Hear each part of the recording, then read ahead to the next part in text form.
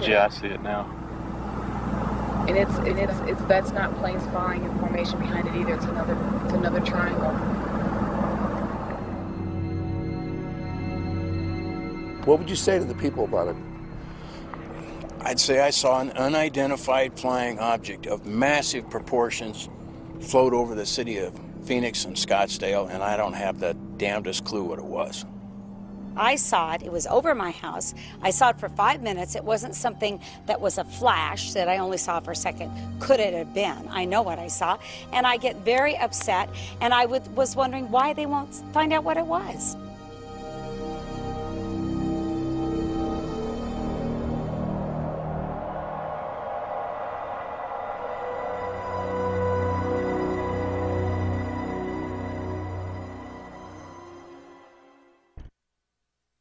Governor Symington, I am Bill Burns from the History Channel. Just a quick question. When you were giving your press conference back in Phoenix, were there any external pressures on you to diffuse the situation in the way you did, or did anyone instruct you not to comment on the truth of what was happening in Phoenix? Well, the only external pressure, and it was significant, was the fact that there was just this massive public reaction to the lights over Phoenix. I mean, we've just being inundated by the press and people coming into my office saying this thing is just reaching heights of hysteria and concern. I'd never seen that before. I mean, I'd been in office for quite a while, and I'd never seen kind of that reaction. And so three of us sort of sat down at the end and decided to try to lighten the mood a little bit. Well, I'd like now to set the record straight. I never meant to ridicule anyone. My office did make inquiries as to the origin of the craft, but to this day they remain unanswered. I still don't know what it was. As a pilot and a former Air Force officer, I can definitively say that this craft did not resemble any man-made object that I'd ever seen. Well, I now know that I'm not alone in witnessing something extraordinary. That's the bottom line. There are many high-ranking military, aviation, and government officials, many of whom are here today, who share my concerns. Some of them have truly exceptional stories to tell. Hundreds of people saw a majestic triangular craft with a span of approximately 120 feet, powerful beaming spotlights, moving very slowly without making any significant noise, but in several cases accelerating to very high speeds. Physical traces on the ground from the craft were confirmed by the local police. The official conclusion of Japan in 1979 was that about 15% of the cases remained unidentified after careful analysis by our experts. Fue entonces que me acerqué a 100 metros del objeto. Tenía unos 10 metros de diámetro, estaba como esmaltado con una cúpula de color crema sobre una base metálica ancha y circular. No tenía motores, ni escapes, ni ventanas, ni alas o antenas. Carecía de todos los implementos típicos de un avión y sin ningún sistema visible de propulsión. Lamentablemente, el tema relacionado con los ovnis se encuentra muy contaminado y con una importante cantidad de información falsa. Most UFO sightings turned out to be misidentifications of things such as aircraft, satellites and meteors. But in around 5% of cases, no explanation could be found. Washington, D.C. is no stranger to this story. Could these saucers be some kind of a secret weapon of ours? No. If they were, Air Material Command would be the first to know. How about a device from a foreign country? We know they're not. What is your opinion, Colonel? The U.S. Air Force's involvement with UFOs started back in World War II when pilots reported being followed by luminous orbs. They were nicknamed Foo Fighters. By 1947, flying saucer sightings were getting national coverage. They flew like erratically, like a saucer would if you skipped it across the water. According to this memo titled Opinion Concerning Flying Discs by General Nathan Twining, the phenomenon reported is something real and not visionary or fictitious. No, it just come up like that and then it tipped and just, I mean, really went. It didn't have no smoke, no motor, just the wind.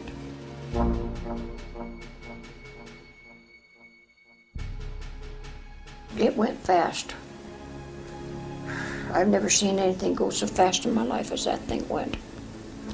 Yeah. The sightings over Washington in July 1952 were just part of one of the biggest and most impressive UFO waves in all UFO history. This incident was witnessed by the public, military pilots, and air traffic control. The pilots went aloft. They saw a luminous glowing object out in front of them, right where the radar indicated it to be. So you had ground radar, airborne radar, and the pilots' visual sightings. Look magazine reported that radar operators at Washington National Airport tracked UFOs at speeds up to 7,000 miles per hour. I am here to discuss the so-called flying saucers. Major General Samford, who was the Director of Information of the Air Force, called a press conference, which was characterized at the time as being the largest press conference since World War II. The Air Force interest in this problem has been due to our feeling of an obligation to identify and analyze to the best of our ability anything in the air that may have the possibility of threat or menace to the United States. There have been a certain percentage of this volume of reports that have been made by credible observers of relatively incredible things. It is this group of observations that we now are attempting to resolve. Did the Joint Chiefs of Staff talk to you or concern you about the unknown and the unidentified flying object? Oh, yes, we discussed it at every conference that we had with the military, and they never were able to make me a concrete report on. Do you have anything on the subject, sir? No, I haven't anything on the subject, and there's always things like that going on, flying saucers. And there were senior Air Force generals convinced that we had interplanetary visitors. And they were setting the policy, and they were behind the Life magazine article of, I believe, April 1952, which was titled, "Do We Have Interplanetary Visitors?" And you read the story, the answer obviously was yes. With the cooperation of the United States Air Force, Life magazine conducted an exhaustive one-year study. Out of a number of conclusions, this one caught my eye. No power plant known or projected on Earth could account for the performance of these devices. Dick Charlerhose is a journalist and a qualified pilot. He saw what he believed to be a flying saucer. It was a flight from Winnipeg to Vancouver in jet aircraft. We're fairly high, about 37,000 feet, coming up in the mountains just about sunset. This unexplained light was, or a disc-shaped object, was down in the darkness. Yeah. So I just happened to have a camera with me, and we took a picture. In my opinion, I think they were worried that it would panic the public if they knew that someone had vehicles that had this kind of performance way back right after World War II, period of time. So they started telling lies about it. Dr. J. Allen Hynek investigated UFOs for the United States Air Force for over 22 years. The most well-known of these investigations was Project Blue Book. Where media is not in this 1979 interview, Dr. Hynek revealed why the Air Force changed its public position. They were strongly guided by the CIA, because the CIA was not concerned so much with UFOs as they were with UFO reports. They were afraid, actually, that if another nation wanted to perpetrate another Pearl Harbor, that if their agents spawned a bunch of false flying saucer stories that might clog the military wires, as actually happened in 1952. So they devised the so-called Robertson panel, of which I was an associate member at the time. A very prestigious panel. I was one of the lower-ranking ones. They had Nobel Prize winners and whatnot on it.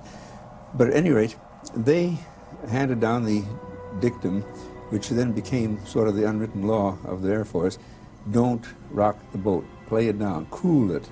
Don't get the public excited. Well, what is your answer to the people who are sure there are spaceships and they say that you and the Air Force are in cahoots? Well, first of all, this business about being in cahoots is just simply a downright falsehood. And I know, having been in Blue Book for nearly 20 years, that whenever an interesting case came up, the very last thing in the world they would do is to notify the media. And when the media themselves found out something, the Air Force did its best to play it down. It's called it a balloon, called it a star, called it... Balloons, meteors, satellites, aircraft seen with the sun glinting off of them, and birds. Our critics continually charge that the United States Air Force is withholding information from the general public on this subject. This is absolutely untrue. And there is nothing in the records which would indicate that we have been visited by any advanced civilization. There's nothing to hide. There's nothing to hide at all. Good evening. Reports of flying saucers are nothing new. When it got to the top of the trees, it stopped. So it looked like a round disc. Residents of the area saw it. The police saw it. Sergeant Newell Schneider of the Sheriff's Office remembered it well enough to draw it. What do you think it was? Well, if they call it a flying saucer, that's what it is. The Air Force sent its chief scientific consultant on UFOs, Professor J. Allen Hynek, to check the Michigan sightings. A little bit of swamp light appears here. It goes out. Another one appears over here. That goes out then. But the illusion, as viewed from a distance, is that the objects have moved back and forth. The citizens of Michigan didn't buy it and asked then Congressman Gerald Ford to investigate. Mr. Ford, what about flying saucers? You've had some in Michigan in the past week. Do you really believe in flying saucers? You've called for a congressional investigation. Dave, we've had several incidents in Michigan in the last week, incidents that many reliable, good citizens felt were sufficient to justify some action by our government, and not the kind of flippant answer that was given by the Air Force where they passed it off as a swamp gas. Now, this is not an attack on the Air Force spokesman or the project spokesman. They are simply following orders to explain away all UFO sightings as quickly as possible when they become public and deny that UFOs really exist. Scientists were being misled, even as the public was being misled. And to this day, most scientists have no inkling of the serious hardcore evidence because now it's all treated like a tabloid subject. Are you sorry now that you did tell people what you saw? Yes, I am. I am sorry because not that it's not the truth, but it's just the idea, the reaction of the people. They think you're a nut. To tell you the truth, that's just what they figure you are. And I'm not going to take it no more. I don't want nobody down in here. I just leave me alone. And if the thing lands right there by that pump, I'd never say a word. 10 years ago, in 1969, they closed Blue Book, and I thought for a while that maybe this was finally going to be over. But since that time, we've had about 25,000 more UFO reports. Many of the hundreds of people reporting the sightings believe they've all seen the same object. It's called the Hudson Valley UFO.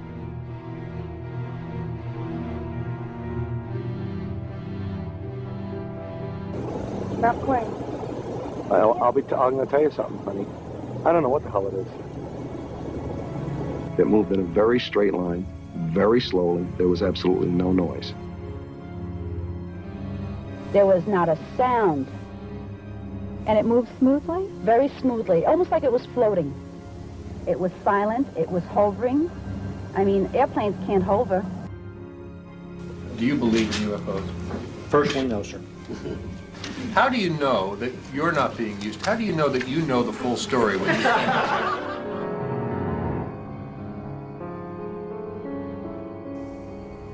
My name is Gary Tuckman with CNN, and this question's for the governor and Mr. Callahan. This really is a government that doesn't mind scaring us. We still have orange alerts and red alerts, and they scare us all the time. It keeps people in work. So I'm wondering why you think, and you just state that that's the reason and that's it. Is that really the motivation for a government that doesn't mind scaring us? If these phenomena